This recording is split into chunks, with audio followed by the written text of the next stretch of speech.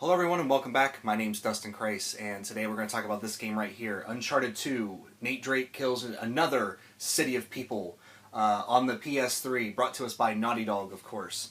And this was a lot of people's game of the year, way back in the day of 2009.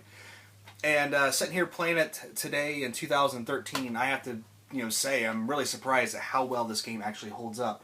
Graphically, gameplay-wise, and everything else. I'm really surprised at just how much I enjoyed this game, but at the same time, how much this game drove me insane. And we'll kind of talk about that when we get to the gameplay. But I just got done with my time with Final Fantasy XIV, and I just went out and picked up Etrian Odyssey Millennium Girl this morning. And, between that and here, I needed a game to sort of just tide me over. So I threw in sort of one of these short action games and basically knocked this out in 3 settings. And, on the one hand, that's kind of the way to do this because the excitement just builds and builds and builds as you're playing. But at the same time, this game can drive you insane if you play it in very long sessions. Or at least it did to me, I should put it that way.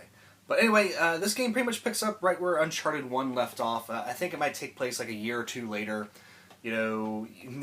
Starts off with a bang, actually, because Nate Drake wakes up bleeding profusely from his abdomen on a train that's dangling off a cliff. And basically from there, the game says go.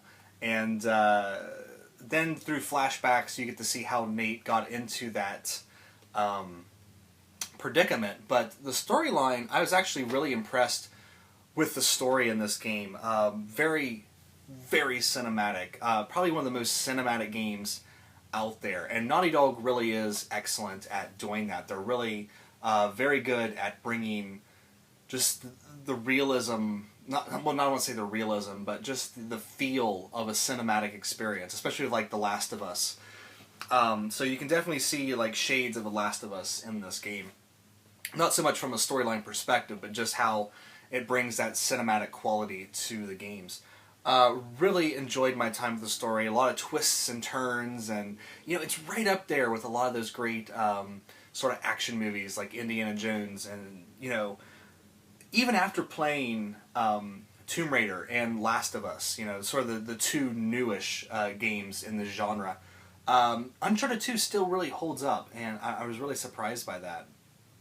I really like the character of Nathan Drake. I like how he doesn't take everything so seriously. I think there's kind of a push in games now to make things, like The Last of Us was very serious, and there was only like a few sort of comedic moments spread throughout. And kind of the same way with, BioShock Infinite was kind of, serious, but it had some humor in it every now and then. Nate Drake is always, cutting lines and just these little sides. And then when you go into like his journal and read his journal, and it has all these like little jokes and hidden things in there that a lot of people would skip over. It really kind of does draw you into the character. Just from a storyline perspective, it's a fun game. Where it kind of falls apart is sort of in its realism, especially like I said in the beginning when Nathan Drake is basically decimating the population of a major metropolitan area with as many enemies as he kills in this game. It kind of does take you out of it a little bit. It's a little bit better than the first game. The first game I felt like I was just mowing people down, and I had decreased the world's population. This one, it feels a bit better, but at the same time, it's like the main bad guy just has this unlimited army of people on this island. In this case, in this mountain area. It just kind of is like, I don't really know if he'd have that many people. It feels like he should have run out of people a long time ago. But that's, it's an action game. You're going to have that in there. But yeah, from a storyline perspective, very fun. A lot of big cinematic moments. Where the game kind of fell apart for me a little bit is the gameplay itself. And I know that's kind of a weird thing to say because this thing got so many Game of the Year and Masterpieces and Perfect Game Ever awards. But for me, the controls are a little loosey-goosey.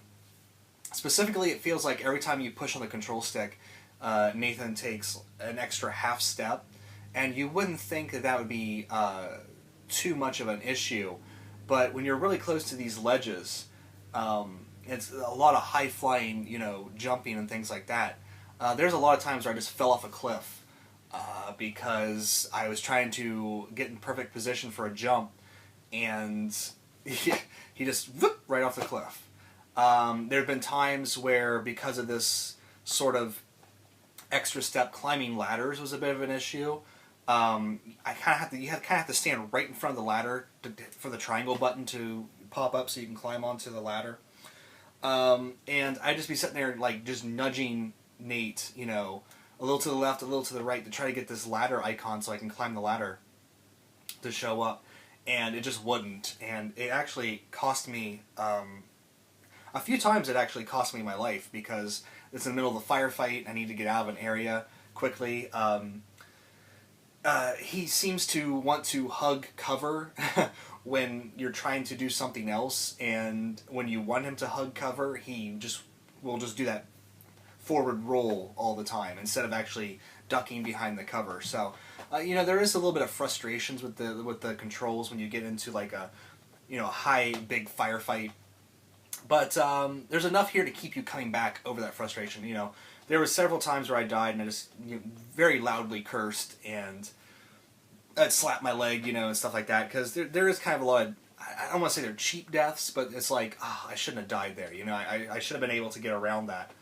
But if you've played Uncharted 1, or basically, Tomb Raider, or any of these third-person action games, you kind of know what to expect here. One of the big frustrations with this game, however, is because it's not always clear how you're supposed to proceed in the levels. And the game will eventually, you can push up on the control pad and have a hint come up. And essentially all the hint says is, climb into the ladder, or climb into the window. And I'm like, okay, how do I get up to that window? Where's, because a lot of times you're just looking around for like one little brick that he can jump up onto and then go up onto another ledge. And sometimes I almost wish it had just like a very limited detective mode where it will just light up that brick you're looking for. Because there's a few times where I spent a good 10-15 minutes trying to find a way up there, and the only thing the hint said is climb the rope. And the rope is way up, in the stratosphere, and I have to get up to the rope to begin with. So, I don't know. In a lot of ways, it's good that it doesn't have that because there's a lot of trial and error, and it kind of takes it back to the old school games and challenge. But on the other hand, when you have a game that's this cinematic, you don't want to break up those big cinematic moments with, a bunch of trial and error gameplay. And that kind of goes into a little bit into the combat as well. A lot of times in the combat, I felt like, especially the final battle in this game, which is just an infuriating final battle, I felt like I was fighting the camera more than I was fighting actual enemies. And, you kind of duck behind cover, and then you kind of twirl your camera around to see things, but it doesn't always work so well. And I can't tell you how many times I just got attacked from the rear because I could not get that camera around quick enough to see that people were sneaking up behind me. So, that's part of the challenge. But at the same time, it's kind of like one of those old school challenges that when you're not prepared for it, it does frustrate you quite a bit. Like, if I throw in an NES game, I know I'm going to have a frustratingly good time, because that's the way those games are made. Here in the PS3 era, we're kind of used to the game holding our hand just a little bit. So, I guess when I go to play Uncharted 3, I'm going to know that that's not in there. But I'm not saying that I want this game to hold my hand. I'm just saying there's a few moments where I felt like the game was just a little frustrating for me. Especially when you play in like 3 big sessions like I did, and you're just like, oh, I just want to get to the next story segment, It's like, god fucking damn it, why can't I make that jump, Yeah, but that's just me. A lot of people out there probably, play, oh, that was the easiest game I ever played. But, you know, for me, a lot of times I would miss jumps for no particular reason. He would be right there on the ledge, and then he just wouldn't grab a hold for some reason. Especially during one of the last segments where you're running on a crumbling bridge. There's a few times where I died, even though he was right next to the part that he was supposed to grab a hold of. He just was like, I don't want that, you know, and just fell to his death. So, yeah, there's a lot of times it's just kind of weird.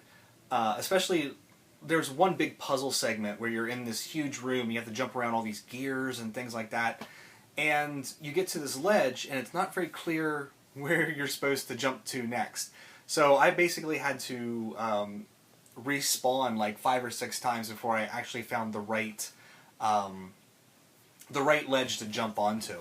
So I'm not saying it needs like a detective mode like that shows you everything, but maybe just make like the platforms sparkle a little bit so you can actually, oh, that's where I'm supposed to go. Okay, now how do I get there? Just one of those things. Graphically, I'm actually really surprised how much this game held up over the 4 years. I mean, there's definitely been a lot of improvements in graphics, especially when you compare like Last of Us to this. But at the same time, damn, it still looks really good. Really good. Most of the things that needs fixing is just facial animations to kind of bring it up to speed and things like that. But other than that, man, this is still a gorgeous, gorgeous game. Huge, you know, vistas. When you finally get to see the city that they talk about in this game, I think it's Shambhala. It's just like, it's kind of like one of those wow moments, you know. Not filled with so much grandeur like Last of Us. Like, I don't think anything can take away from The Last of Us when you finally get to the giraffes. You know, that's kind of a breathtaking little area there. But definitely you can see like the early stages of that in this game. The music, it's sort of your typical, like if you've played Uncharted 1, you know what to expect from this. It's kind of that typical Indiana Jones style music, not so much like with Indiana Jones theme and things like that, but you know, very world music-esque, you know, a lot of Asian influences because we are in Nepal and Tibet and things like that. Again. But yeah, I just lost my train of thought there. But anyway, yeah, Uncharted 2. I'm trying not to make this too long because everyone's kind of played Uncharted 2. I'm kind of last to the party. But really enjoyed my time with it. Had some frustrations with it. But still, I'm looking forward to Uncharted 3 and eventually the future adventures of Nathan Drake, because this is one of those series that I know, you just know it's going to be out on the PS4. There's going to be an Uncharted 4 on PS4. So, anyway guys, that is it for this video. I'm going to go play some Etrian Odyssey now. Sink my teeth into that. Oh fuck, I just need to stop this video because I'm already tripping over every word. I want to thank you guys so much for watching. Take care. I'll see you next time. Jesus Christ.